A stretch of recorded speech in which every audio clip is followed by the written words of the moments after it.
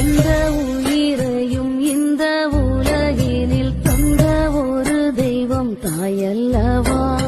அந்தம் இல்லா ஒரு சொந்தம் என்றால் அது எந்த நிலையிலும் தாயல்லவா. தன்னந்த